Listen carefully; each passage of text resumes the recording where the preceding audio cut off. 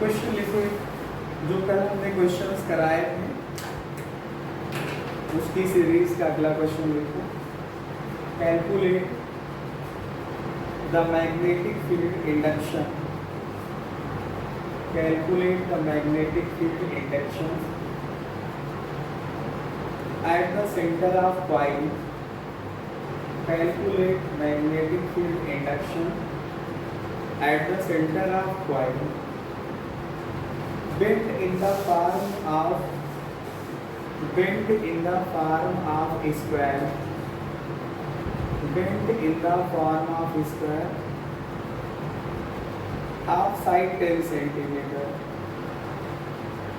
half side 10 centimeter, carrying current of 10 ampere, carrying current of 10 ampere। तो देखो question में लिखा क्या है। क्वेश्चन में लिखा है कि हमारे पास एक 10 सेंटीमीटर की साइड का स्क्वायर है। क्या है? 10 सेंटीमीटर साइड का क्या है? स्क्वायर। आप इसको देखिए, यहाँ पे मैं दिखा रहा हूँ।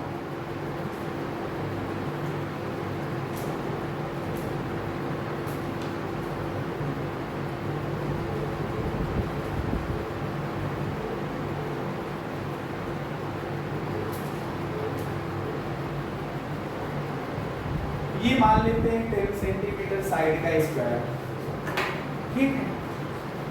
ये स्क्वायर है, नाम भी दे सकते हैं इसका। मान लो स्क्वायर को हमने ABCD कह दिया, ABCD स्क्वायर। ये क्या है हमारे पास? ABCD square. इसमें कंसीडर कर लेते हैं कि 10 एम्पियर की करंट फ्लो हो रही है। कितने एम्पियर की करंट? 10 एम्पियर की करंट फ्लो हो रही है। क्वेश्चन में लिखा है, क्या लिखा है? कैलकुलेट द मैग्नेटिक फील्ड, मतलब आपको मैग्नेटिक फील्ड इंटेंसिटी मतलब B की वैल्यू निकालना है। कब निकालना है? Eight the centre of coil. Centre of coil, coil के सेंटर पे निकालना है। लेकिन कॉइल कैसी है? बेंट है, मतलब मुड़ी हुई है in the form of square. तो जो स्क्वायर के फॉर्म की कॉइल है ना, इसके सेंटर पे निकालने हैं क्या?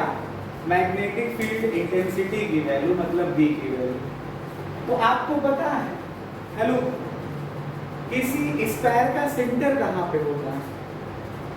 जो सेंटर होता है स्क्वायर का, वो intersection of points of intersection point of diagonals होता है।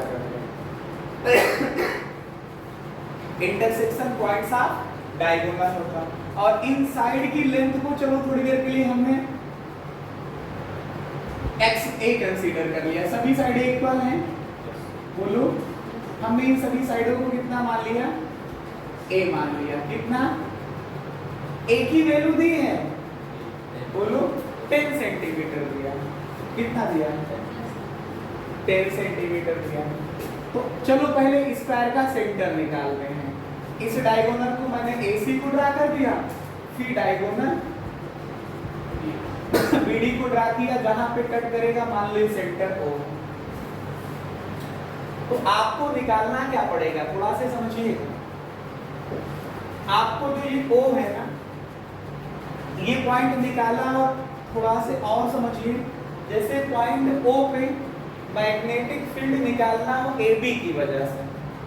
AB वायर है, वायर का पोर्शन। ये जो सर्कुल जो आपके पास स्क्वायर शेप की कॉइल है,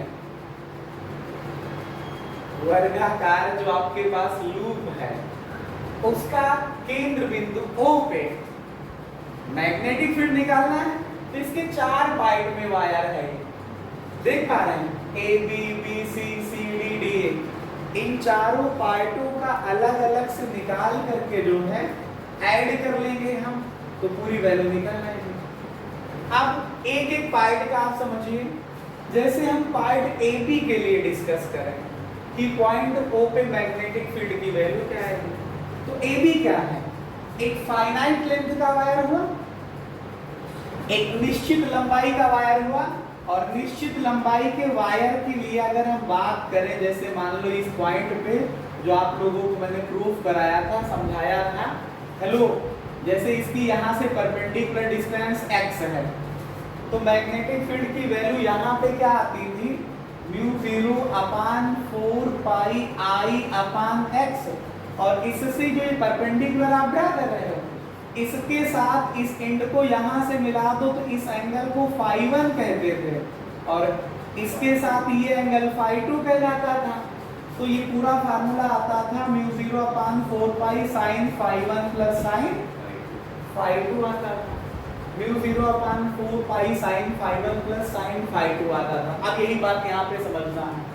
इससे अगर हम इस पे परपेंडिकुलर ड्रा करेंगे ना, आपको पता है इसकी लेंथ कितनी है, अगर ये सभी आप परपेंडिकुलर सभी पे ड्रा कर दो तो आपको ये दिखाई पड़ेगा कि पूरा स्क्वायर 4 इक्वल पार्ट्स में डिवाइड होगा।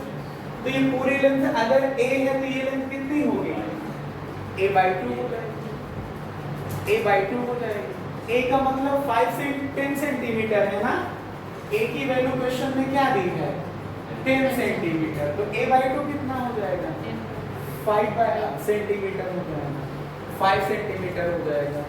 तो ये वैल्यू हम निकालने जा रहे हैं। और एक बात और बता दें, जो स्क्वायर का डायगोनल होता है एक दूसरे को 90 डिग्री पे कट करते हैं, तो चूंकि ये डायगोनल जो है ये 90 डिग्री पे इसका इंटरसेक्शन है और ये लेंथ इक्वल होगी, तो ये आइसोसेलेस ट्रायंगल बन जाएगा AOB, और ये एंगल 90 का हुआ तो ये 45 हो जाएगा, ये 45, और जब ये 45 हुआ, ये 45 हुआ, और फिर ये परपेंडिकुलर आपने खींचा है, ये 90 का हुआ तो ये कितने का बचेगा, 45, ऐसे ये भी 45 होगा।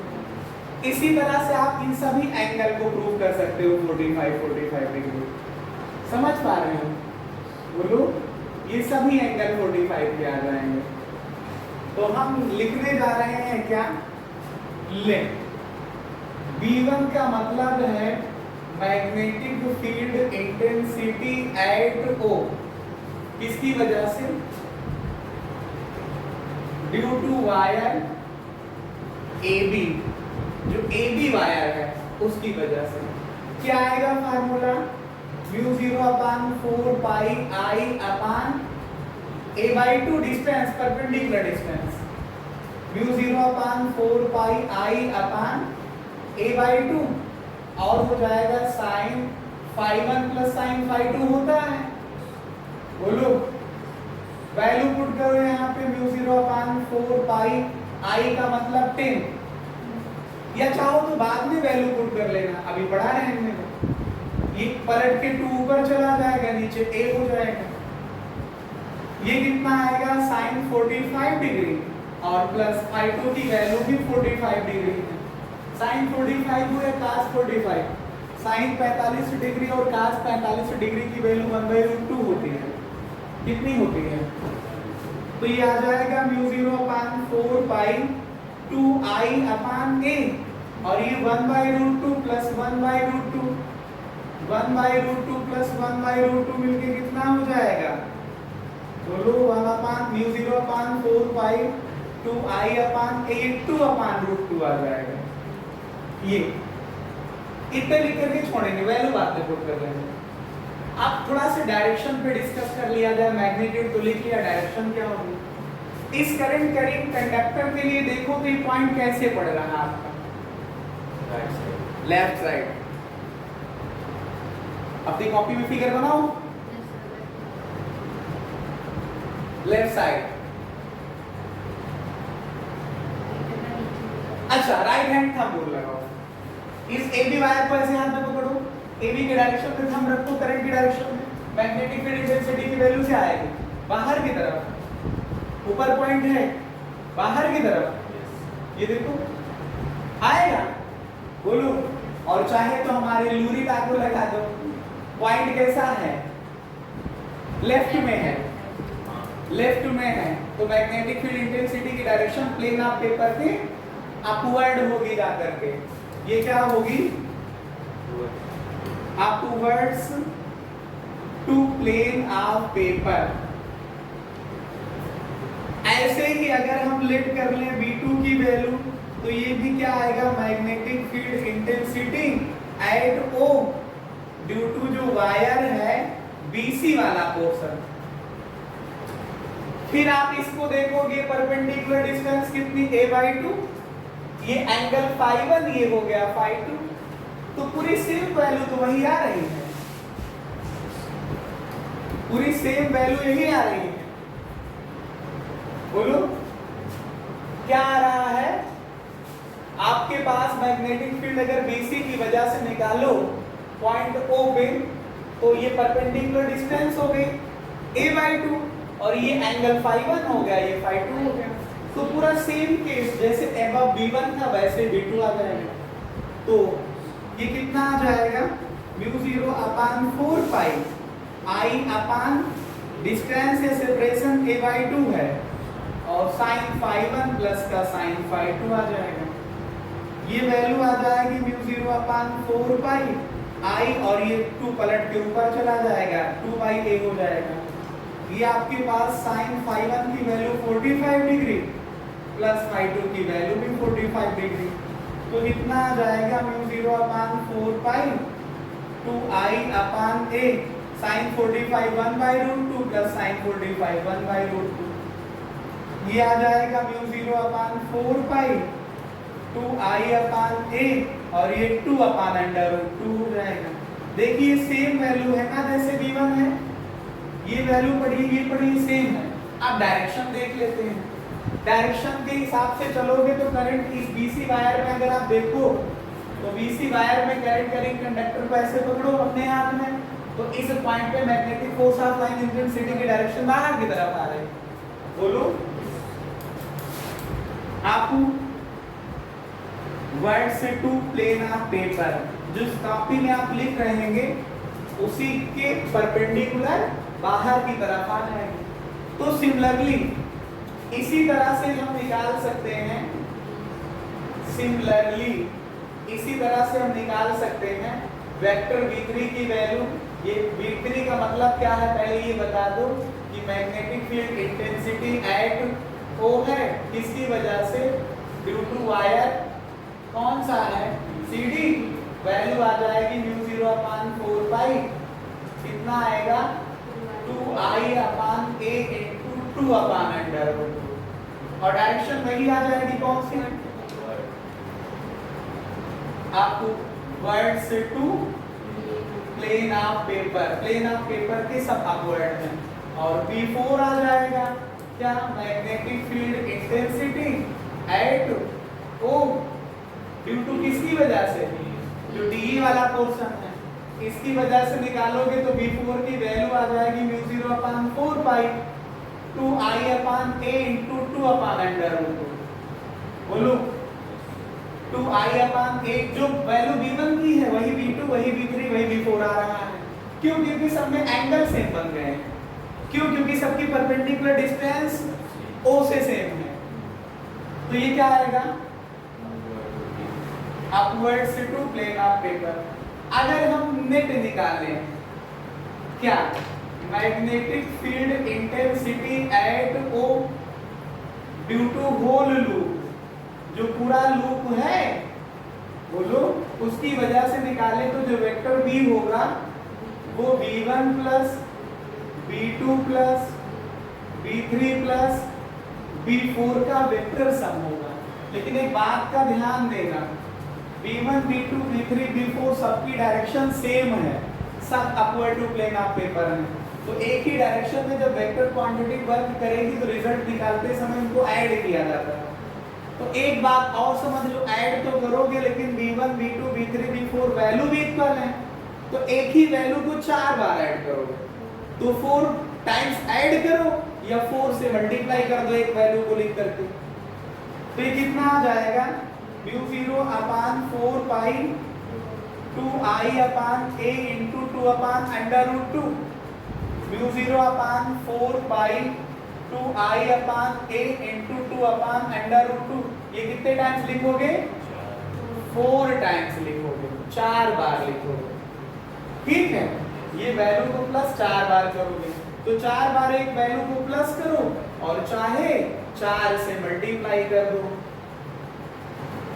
ठीक है, ये आ जाएगा। डायरेक्शन क्या होगी सब में?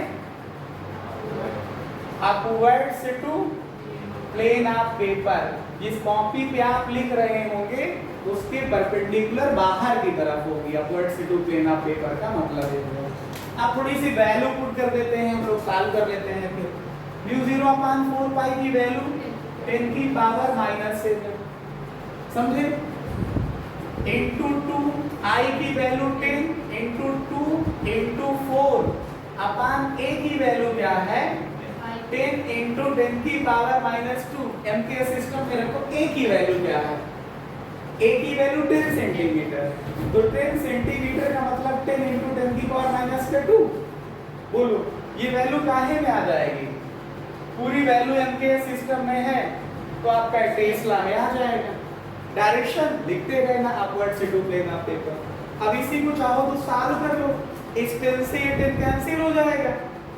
बोलो आपने √2 तो वैल्यू लिखा नहीं है अभी तक। ये आएगा 2 2 4 4 16। बोलो 16 अपान √2 बच रहा है। इस 10 से 10 को काट दो, 10 की पावर -2 ऊपर जाएगा तो 10 की पावर +2 हो जाएगा। तो 10 की पावर -7 और 10 की पावर +2 मिलकर के 10 की पावर -5 टेस्ला, यही आंसर हो जाएगा। और डायरेक्शन क्या लिखोगे लास्ट में? Perpendicular upwards to plane of paper, perpendicular upwards to plane of paper. ठीक है, इस तरह से करते हुए आपका ये इंपॉर्टेंट क्वेश्चन समाप्त हो जाएगा।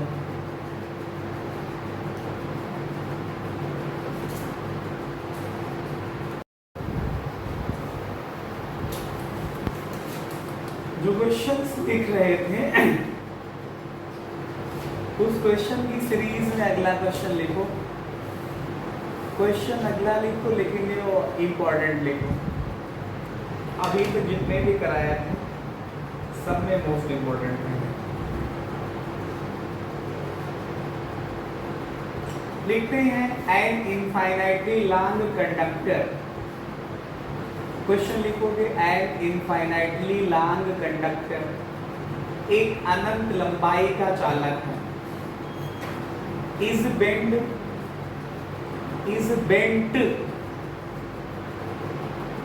into the shape as shown in the figure, into the shape as shown in the figure। अनंत लंबाई का जो चालक है ना उसको मोड़ा गया है। किस तरह से मोड़ा गया है? जैसे फिगर में बताया जा रहा है, ये मतलब हुआ। अब सबसे पहले फिगर ड्रा कर लेते हैं, उसके बाद में फिर पढ़ेंगे क्वेश्चन क्या लिखा है, क्योंकि इन्होंने लिखा as shown in the figure. तो पहले फिगर तो पता चले ना कि क्या है, तब तो बात करेंगे। फिगर एक इनफाइनाइटली लॉन्ग कंडक्टर है जिसको बेंड किया गया है जैसा फिगर में दिखा दे रहा है। अब देखो बेंडिंग कैसी है, इसको मोड़ा कैसे गया है infinitely long current carrying conductor को। ये जो मैंने आपको दिखाया है y एक्सिस, x एक्सिस और z एक्सिस है, 3 डायमेंशनल फिगर है। अब कैसे है वायर ये समझिएगा, ये वायर कैसा है ये समझिएगा। देखो एक ऐसे y एक्सिस के पैरेलल वायर है, समझ पा रहे हैं? इनफाइनाइटली लॉन्ग है पैरेलल वायर। ये क्या था? एक जो है इसी पे, हाँ अब कहोगे सर ये डिस्टेंस कितनी है, तो r डिस्टेंस पे है। ये y एक्सिस के पैरेलल वायर तो है लेकिन डिस्टेंस कितनी है, r डिस्टेंस पे है। इसमें करंट इस डायरेक्शन में फ्लो हो रही है और कितनी, I एम्पीयर की। फिर यहाँ पे yz प्लेन पे एक सेमी सर्कुलर पोर्शन मोड़ा गया है, सेमी सर्कुलर पोर्शन, आधा सर्किल। इसी प्लेन पे है आधा सर्किल, किस पे, yz प्लेन पे, किस पे, और फिर वायर को x एक्सिस के पैरेलल इनफाइनाइटली लॉन्ग लेके चले जाते हैं। ये कुछ डिजाइन ऐसी है। वायर कैसा है, the part semi circular is safe, जो है लाइज इन yz प्लेन। ये है yz प्लेन। आपका कौन सा प्लेन है? जैसे इस कमरे में अगर हम डिस्कस करें कि ये नीचे यहाँ पे आप ओरिजिन मान लीजिए, ये ओरिजिन मान लीजिए, यहाँ पे ये वाई एक्सिस हो रहा है, ये हाइट के अलोंग जो है ये जेड एक्सिस है, और आप लोगों के अलोंग इस तरफ जो है ये एक्स एक्सिस है। एक वायर ऐसे है, मान लो ये वायर ऐसे आया यहाँ तक, फिर उसके बाद ये सेमी सर्किल में मुड़ गया, यहाँ पे पहुंचा और फिर एक्स एक्सिस के अलोंग निकल गया, ऐसे फिगर बना हुआ है। ठीक है, तो क्वेश्चन पूरा लिख लीजिए आप लोग। The part is semi circular is the part semi circular is lies in YZ plane, YZ plane,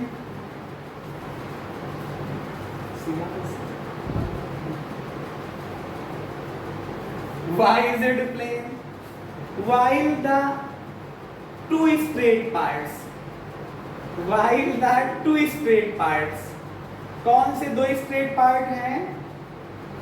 one is along x axis, एक जो है ये x एक्सिस के along चला जाता है, और दूसरा and other is parallel to y axis, और दूसरा कैसे है? y एक्सिस के पैरेलल चला जाता है।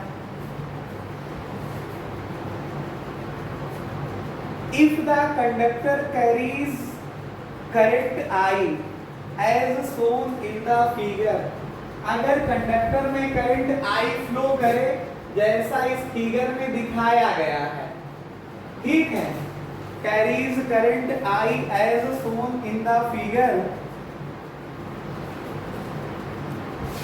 find the magnetic field at the center C of semiconductor loop। Semicircular लिखा होना चाहिए क्वेश्चन में। Find the magnetic field at the centre C, ये जो सेमी सर्कुलर लूप है इसका सेंटर क्या है? इस पे मैग्नेटिक फील्ड की वैल्यू निकालना है। आसान क्वेश्चन है, आप अगर मेरे साथ सीखोगे तो, अदरवाइज ये टफ भी बन सकता है। देखिए, आप इसको जब स्टडी करोगे तो इस वायर को तीन पार्ट्स में ब्रेक मारो कि एक ये y एक्सिस के पैरेलल, एक ये सेमी सर्कुलर और ये x एक्सिस के अलोंग। तीनों की वजह से आप वैल्यू निकाल लो अलग अलग, तीनों का वेक्टर सम कर लेंगे, हम मैग्नेटिक फील्ड की वैल्यू निकाल आएंगे। समझ पाए? बोलो। तो जैसे आप लेट करो, चलो पहले सेमी सर्कुलर लूप पे चलते हैं। लेट V1 का मतलब है magnetic field intensity at point C. किस पॉइंट पे? At point C. कहां पे? बोलो, पॉइंट सी पे। किसकी वजह से? Due to semicircular loop, due to आधा जो सर्किल है सेमी सर्कुलर लूप। बताइए, सेमी सर्कुलर लूप है तो इसने सेंटर पे कितने का एंगल बनाया होगा? 180 डिग्री का। आपने पढ़ा था कि किसी आर्क ने सेंटर पे अगर थीटा डिग्री का एंगल बनाया हो तो मैग्नेटिक फील्ड की वैल्यू सेंटर पे जो होती है μ0/4 pi 2 pi I upon radius of loop into θ/360 degree होता है। तो यहाँ पे क्या आ जाएगा? μ0/4 पाई, बोलो, 2 pi I upon radius of loop. ये पूरी r है तो रेडियस कितना होगा? r/2 होगा। r तो ये डायमीटर हुआ जाकर के, तो रेडियस कितना होगा?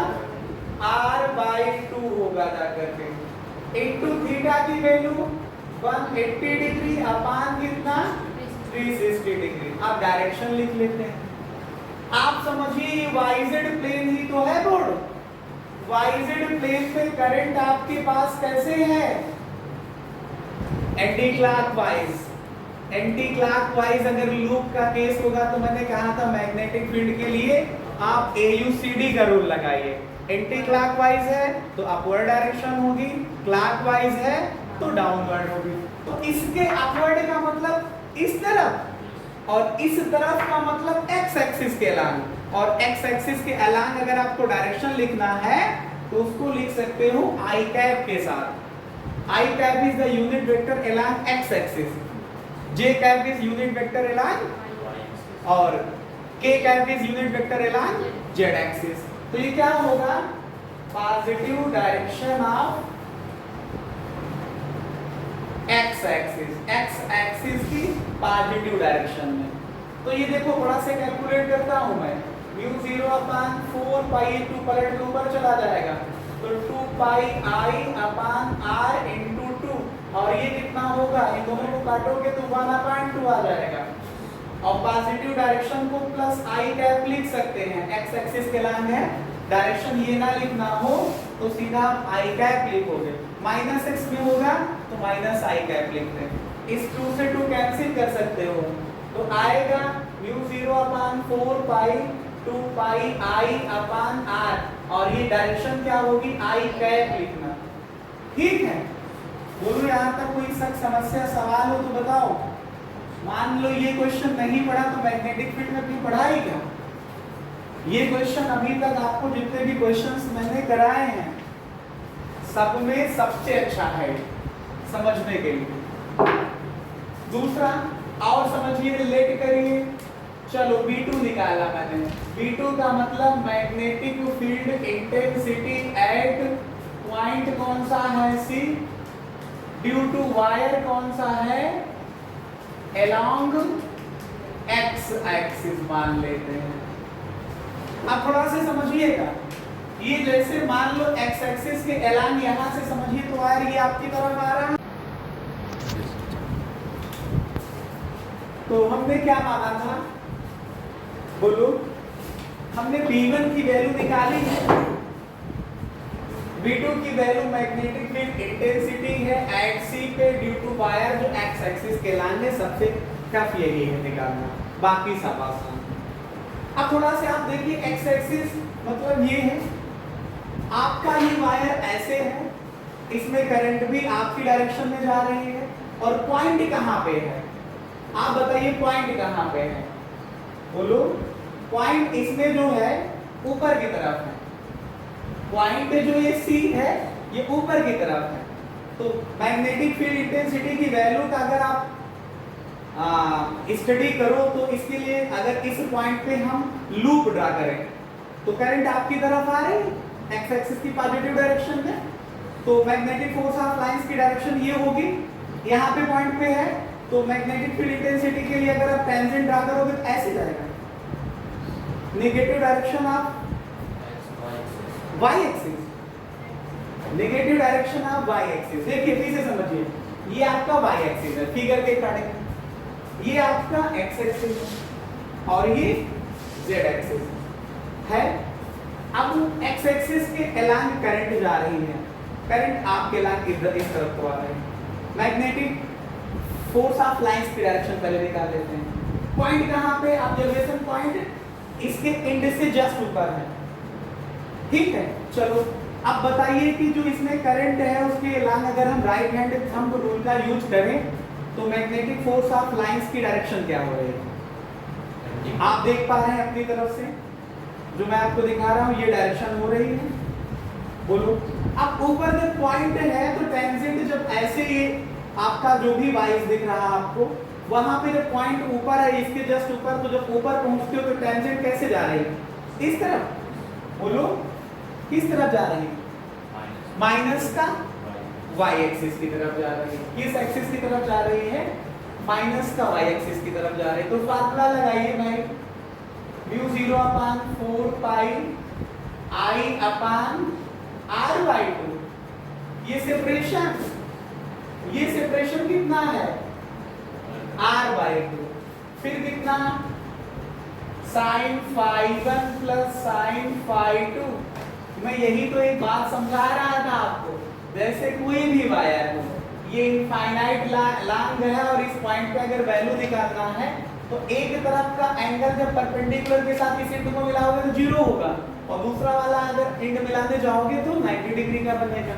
तो इसमें से एक एंगल कितने का दिखाओगे आप, 0 डिग्री का। म्यू 0/4 पाई आई अपान ये 2/r हो जाएगा, ये साइन 90 डिग्री हो जाएगा और एक ये साइन 0 हो जाएगा, ये वैल्यू 1 हो जाएगी। साइन 91 प्लस साइन 0 0, तो 1 प्लस 0 1, 1 से इसमें मल्टीप्लाई कर दोगे तो कितना आ जाएगा, म्यू 0/4 पाई आई इंटू 2/r आ जाएगा। और डायरेक्शन क्या थी, negative direction of y axis. y axis का निगेटिव का मतलब माइनस का j है, और प्लस y में होता तो प्लस का j है। अब तीसरा क्वेश्चन कौन सा बचा, मैग्नेटिक फील्ड इंटेंसिटी निकालना है एट सी ड्यू टू जो वायर है parallel to y axis. y axis के पैरेलल जो वायर ये वाला बचा है, भाई लूप की वजह से निकाला, आपने इसकी वजह से निकाला, कौन सा बच रहा है, y एक्सिस के पैरेलल वाला। इसको नाम दे दे हम B3, तो वेक्टर जो B3 है वो वैल्यू क्या आएगी, म्यू 0/4 पाई आई अपान फिर ये सेपरेशन, ये ऑब्जर्वेशन पॉइंट आपका जो है ये सी, इससे इसका सेपरेशन कितना है, r/2 है, कितना है, r/2 है। फिर डायरेक्शन बताओ, देखिए इसमें ही इस बार y एक्सिस पे अगर आप देखोगे यहाँ पे, इसमें डायरेक्शन आसानी से निकाल सकते हैं। कैसे, अगर आप देखोगे तो थंब हमारा करंट की डायरेक्शन में है, पॉइंट नीचे की तरफ है, पॉइंट नीचे यहाँ पे है, टेंजेंट ड्रा करोगे तो ये आपकी तरफ आएगा, मतलब positive direction of x axis में आएगा। क्या आएगा बोलो, sin phi1 plus sin phi2, और क्या आएगा, positive direction of x axis में आएगा। ठीक है, positive direction of x axis में आ जाएगा। फिर इसमें भी इसके एक एंड पे ये वायर जहां पे ऑब्जर्वेशन पॉइंट है वो एक एंड के जस्ट सामने है, दूसरी तरफ इनफाइनाइट लाइन है, तो एक एंगल 90 का हो जाएगा, दूसरा वाला 0 का हो जाएगा। तो ये कितना आ जाएगा, म्यू 0/4 पाई आई अपान, ये सॉल्व करोगे तो 2/r आ जाएगा, बोलो। और साइन एक एंगल 90 का हो जाएगा, दूसरा एंगल 0 डिग्री का हो जाएगा। और डायरेक्शन क्या होगी, positive direction of x axis के लिए आप प्लस का i कैप यूज कर सकते हैं। तो वैल्यू आ जाएगी म्यू 0/4 पाई 2i/r, ये वैल्यू 1 हो जाएगी, 1 से इसमें मल्टीप्लाई करोगे तो यही हो जाएगा, इनटू कितना i कैप हो जाएगा। हेंस अगर हम नेट मैग्नेटिक फील्ड इंटेंसिटी लिखें at C due to whole wire, जो पूरा वायर था इनफाइनाइट वेलान, इसके लिए अगर वैल्यू को मैं b लिखूं तो b की value b1 plus b2 plus b3 होगा जाकर के। b1 की वैल्यू है म्यू 0/4 पाई, b1 की वैल्यू ये है mu 0/4 pi 2 pi i upon r into plus i cap, है ना। b2 की वैल्यू क्या है, प्लस का म्यू 0/4 पाई 2i अपान r इंटू माइनस का j कैप, प्लस म्यू, ये i3 की वैल्यू, b3 की वैल्यू क्या है, म्यू 0/4 पाई, म्यू 0/4 पाई, म्यू 0/4 पाई, आगे क्या है 2i अपान r, और डायरेक्शन क्या है प्लस का i कैप। तो आप ध्यान से समझिएगा बात को, म्यू 0/4 पाई 2i अपान r तो पूरे से कॉमन है, आप जितने भी टर्म देख रहे हैं सब में 2i अपान r और म्यू 0/4 पाई कॉमन होगा, तो यहाँ पे बचा पाई i कैप, बोलो, यहाँ पे बचा माइनस का j, और लास्ट वाले में बचा प्लस का i कैप। समझ रहे हैं, अगर आप लोगों की इजाजत हो तो मैं थोड़ा सा यहाँ लिख दूं, लास्ट पॉइंट्स बचा है, v की वैल्यू है म्यू 0/4 पाई 2i अपान r, इन दोनों में चाहो तो आप i कैप कॉमन ले लो, तो कितना आ जाएगा, i कैप कॉमन लोगे तो pi plus 1 into i cap और माइनस का j कैप, यही आपका सॉल्यूशन हो जाएगा, यही रिजल्ट हो जाएगा। ठीक है, बोलो। तो आज के जो भी क्वेश्चंस मुझे कराना था मैंने आपको बता दिया।